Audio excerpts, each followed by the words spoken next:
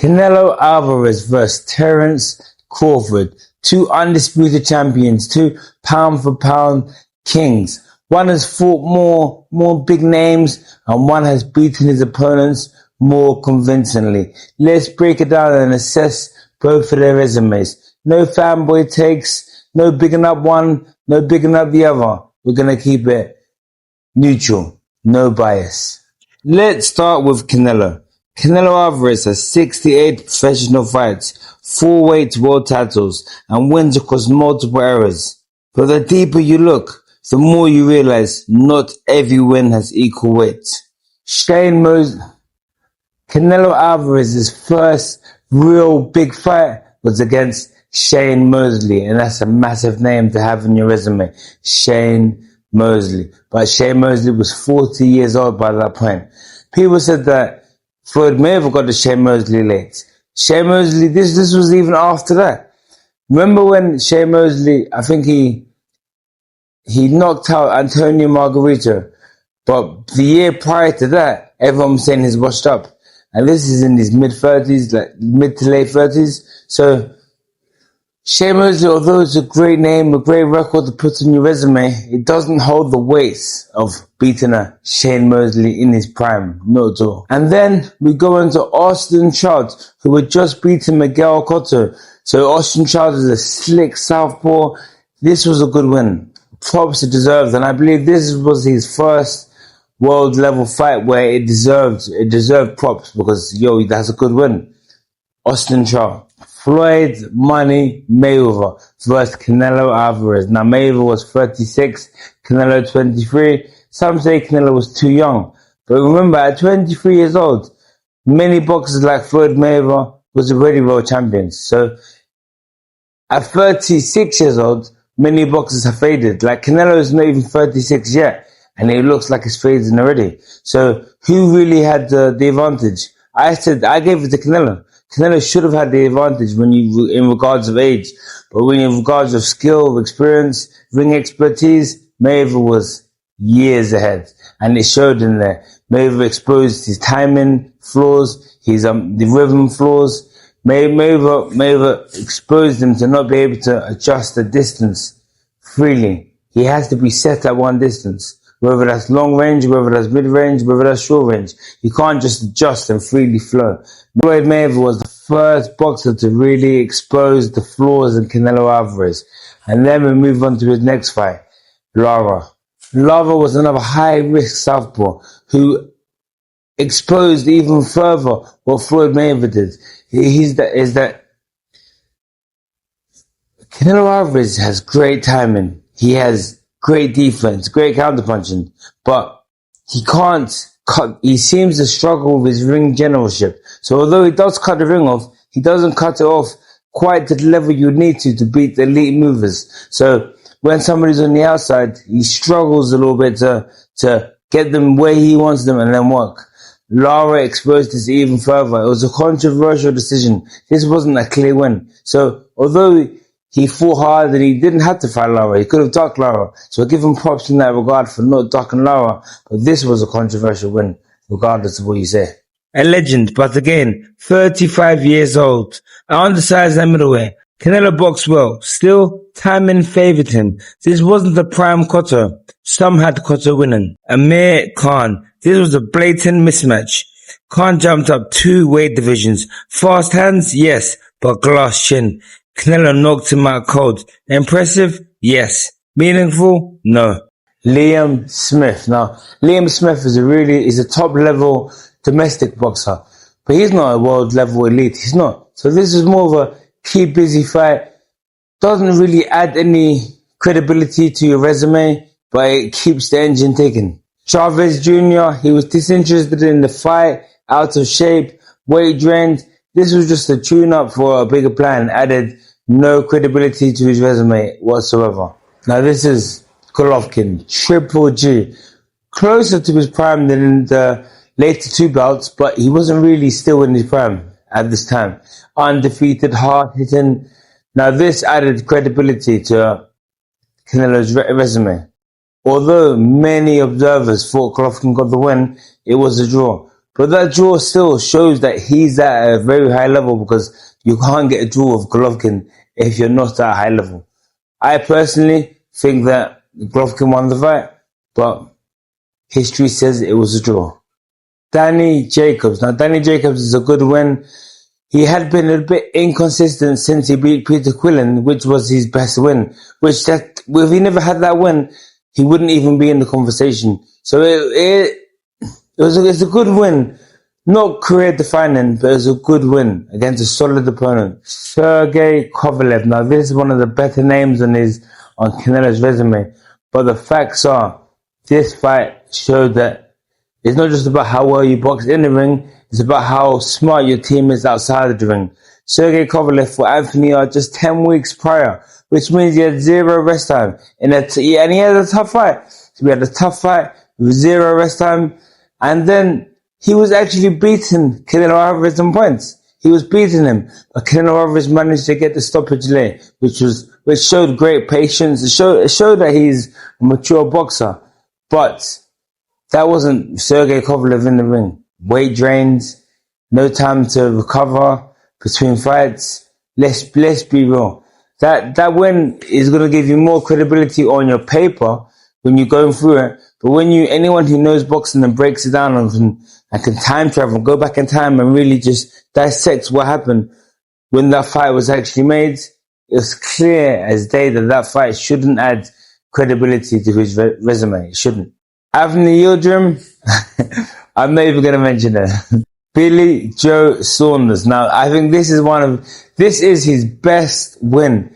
When you're talking about, the reason why is because it was a clean win against an undefeated, slick southpaw, who was probably a better boxer even than him. But he managed to time him, he managed to catch him with a devastating shot and get a TKO via injury. I think Billy Joe Saunders is Canelo's best win. Like, if you're talking about a clean win where there's no controversy, nothing, no weight drains, nothing, that is his best win by far.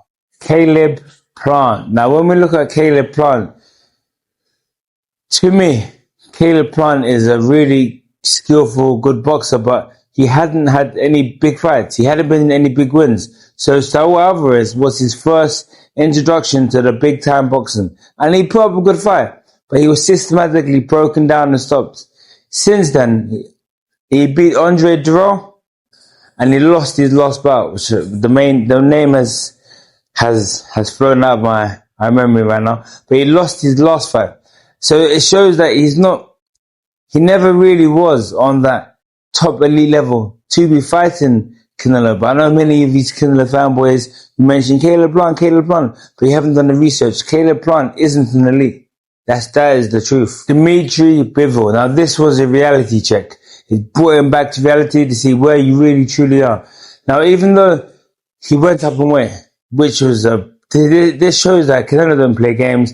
Canelo ain't scared. He's not ducking.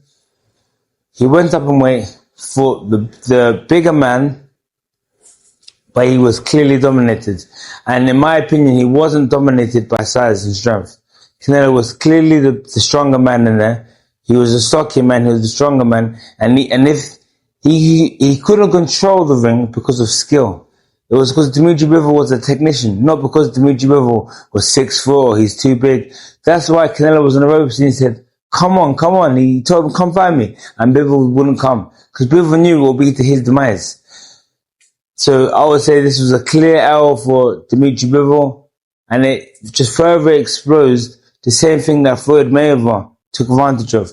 Now, Floyd Mayweather is smaller than Alvarez. So if Floyd Mayweather is smaller than Alvarez, and he's using the exact same skill that a bigger man uses, you can clearly see that the weakness isn't in the size. Smaller man, bigger man, they're dominating you using the exact same skill. So the skill is the issue. Just like it's gonna be. It might be in September against Crawford.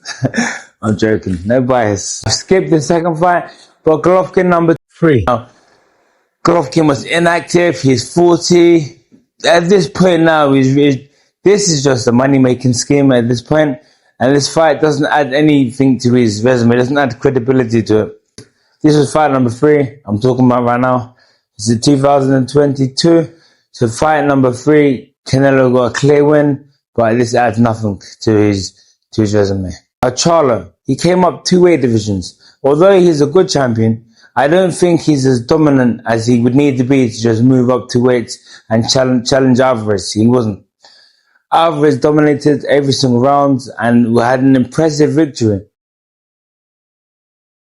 But this was more showing intelligent matchmaking than anything else. Munguia and Berlanga, now I'm going to talk about them together. They're pretty much inexperienced, flat-footed boxers that are going to make Alvarez look good. And that's exactly what they did. Easy victories. Had nothing to it. It was just... The thing about Alvarez is that he boxes so many B-rank level guys that are decent boxers, but they're flat-footed, and they fall into Alvarez's traps because they're flat-footed. And they boost him up, make him look better. He gets another win. But these are not real fights, because in real fights, somebody's going to try to exploit your weaknesses. But he's boxing boxers that can't exploit his weakness. Then he boxes Skull, who does exploit his weakness. Skull is an undefeated, very light in his feet mover, Cuban boxer. Now, when you look at the Skull fight, everyone's saying that Skull made the fight boring, he's running. No, he's moving. Why couldn't Alvarez cut the ring off and make it more of a meaningful fight? That's something you've got to ask yourself. I think this win, prior to the Alvarez fight, I think 3 fights before that, Skull was boxing someone with 28 wins, maybe 28 losses or something along the lines. So Skull again, he's not an elite. And if he's not an elite and his footwork is good enough to do that to Alvarez, in my opinion, that's got to give some question marks. Now we're going to move on to Terence Crawford. Now he has less fights, but he also has less manipulation and less controversy, but more dominance in his victories. So let's break down his resume. Ricky Burns. Now that was his first world title fight, and he won it in Scotland. That's away from his hometown, in Ricky Burns' hometown, Scotland. So it's a good win. It's not an elite level win, but it's a clean, good victory to set things off. Gamboa. He was an undefeated champion boxer at the time. Now, although Gamboa was inactive, he was still highly dangerous. I think there was a little bit of rumors going around where 50 Cent said Mayweather was scared when he saw Gamboa work out in the gym and this and that. So Gamboa is a serious boxer. He managed to rock Crawford early on in the fight, but then Crawford managed to adapt and violently stop him. This was a good win. Viktor Postol. Now Viktor Postol was an undefeated WBC champion, and he just came off a very good win of Matisse. I'm not sure if some of you viewers even know who Matisse was, but Matisse was doing good things in boxing, had a bit of a buzz around that time period, and Postol scored him. Well, guess what? Crawford scored Postol even clearer than he scored Matisse, which was a big statement. And that was a good, valid win. Julius Indongo. Now, all 3 belts were unified in 3 rounds at 140 pounds. This was a masterclass from Crawford. This just adds to Crawford's resume. And as you see now, all these victories are just clean. He got hurt against Gamboa, but then he violently stopped him. Every victory so far has been clean. Jeff Horn. Now, Jeff Horn controversially beat Manny Pacquiao. We all know that Manny Pacquiao really should have got the W. That was his only real valid win. But he boxed Crawford. Crawford dominated him, made him look like a D-rank fighter. And that's another thing. Crawford is making good fighters or decent fighters look like D-rank fighters, which is something you need to take a note. Although Jeff Horn isn't that elite level, he's more of a just keeping the engine oiled, keep things greasing, keep things moving. But yes, Crawford did just that. Jose Benavidez. Now, Jose Benavidez Jr., the younger brother of who Canelo Álvarez is ducking, he boxed Terence Crawford. I believe he had a leg injury, but I believe he had a leg injury. Terence Crawford dominated him. He stopped him in 12 rounds. It was a good performance by Terence Crawford, although Benavidez did have a health injury going into the fight. So But it was still a good win. It was a good win. It's not one of those top elite level wins that he's had, or that can make him argue that his resume is better, but it was just a good filler fight, a good fight to keep the engine oiled, just like I said about Jeff Horn. Okay, I can't even pronounce this one. It's a Kavalivicus. Now, it's funny because no one's mentioning this bout. No one's mentioning it. And this is the bout where unofficially Crawford got dropped. Unofficially, he did. I told you I'm not a Crawford fanboy. He got dropped. But the thing is, he regrouped himself and he came on strong and he ended up mashing up Kavalivicus. He got the stoppage. Now, this bout does two things for us. It shows us that Crawford can get hurt. Gamboa showed that, but he can also go down. And Cage showed us that. Cage dropped him. But what this fight also showed us is that Bud can regroup. He can get hurt, get his things back together, and go in for the kill and achieve that. So that was a good bout, and it showed us two things. Now, from the UK, we have Kell Brook. Now, Kell Brook was quite a bit faded. It wasn't the same Kell Brook that boxed Errol Spence. This Kell Brook was still a good opponent, and it still took Terence Crawford to show his precision to really get the victory. But again, this was more of a fight that he's fighting boxers that are available. Top tier boxers that are available. But Kell Brook wasn't the same no more. Let's be truthful. Shawn Porter.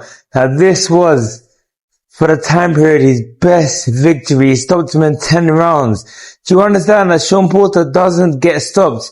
Errol Spence didn't stop Shawn Porter. Keith Thurman didn't stop Shawn Porter. Usyk didn't stop Shawn Porter in the amateurs. Shawn Porter is a beast, and Crawford stopped him. So this was a very, very good accomplishment to stop Shawn Porter in 10 rounds. And I think this was Shawn Porter's best win up until recently when he beat Errol Spence. David Avanesyan. Now David is a boxer that's been ducked a lot, so he hasn't been as active as he should have been. I wouldn't classify him world class, but he's a strong, good, solid opponent. He's a strong, good, solid opponent. So that Crawford managed to get out of there. Crawford managed to stop him. So I would say that win does have, well, okay, let's be, let me not be biased. That win was a stay busy fight. David Avanesyan wasn't elite, he wasn't world class, but he was tough. It's the big one. Errol Spence Jr., undefeated unified champion of the world at the time when he fought Terence Crawford. Now, everyone's going to say he was only half of the man. He had a car crash. And yes, that was a very bad accident. I've seen the video footage. That was a very bad accident. But what you have to understand is that he came back, he boxed Yuriorkis, he's a top tier opponent, and he beat him. He boxed Danny Garcia. He's a really top tier opponent and he beats him. So when he boxes Terence Crawford, how can you all of a sudden say, oh no, he's not the same Errol Spence? Visibly watching it, I could see that was the same Errol Spence. But the reason why he beat him wasn't because of the physical side. It was the timing, it was the rhythm, it was the ring IQ, the boxing, the ring generalship. That's what got him the victory. Errol Spence was a great champion, one of the most dominant champions in the modern era of boxing, and he got dropped 3 times before he got stopped. I don't want to speak bad about Errol Spence because he's a great champion. Well, he was a great champion, but Terence Crawford made him look like a sparring partner, and that just tells you something. Israil Madrimov. Now, when you look at Israil, he's the WBC champion at 154 in under 10 fights, had 350 amateur fights. What you have to understand is this is a legit boxer. In the pro game, you could say he's green, but look at the damage Lomachenko caused in under 10 fights. So you have to look at the boxing experience that the fighter has. In my opinion, Israil Madrimov has elite tier footwork, elite tier timing, rhythm, that punch placement, better than so many champions, better than by far. So for Terence Crawford to get in there and beat him, in my opinion, at a new weight, that it shows you something that is going over people's heads. I know Virgil Ortiz then ended up looking like he beat him quite easily, but styles make fights. And if you haven't watched the Virgil Ortiz fight, I suggest you do so. Don't just copy and paste YouTube comments. When you compare the two, here's the raw breakdown. Canelo has more fights, more belts, and bigger names on paper. But many of these names came with conditions, late notice, faded fighters, smaller opponents, or guys who brought up in weights. Crawford has fewer names, but when he beats someone, he leaves no doubts. He just doesn't win, he breaks people down. He stopped Porter. He destroyed Spence, who was a unified and undefeated champion. And he's done it without controversy. No dodgy scorecards, no strategic matchmaking. Canelo's resume looks more impressive at a glance, but when you remove the politics, the time and advantages, and the marketing, Crawford's record might actually be more pure, more dominant, more honest. If Crawford beats Canelo, there's no funny matchmaking, no wagering, no silly stipulations in the contract. He'll be the first boxer in history to go undisputed in 3 weight divisions. That ends the debate. Canelo is a legend. Bud is a legend. In terms of who beat the best at their best, it's closer than most would like to admit.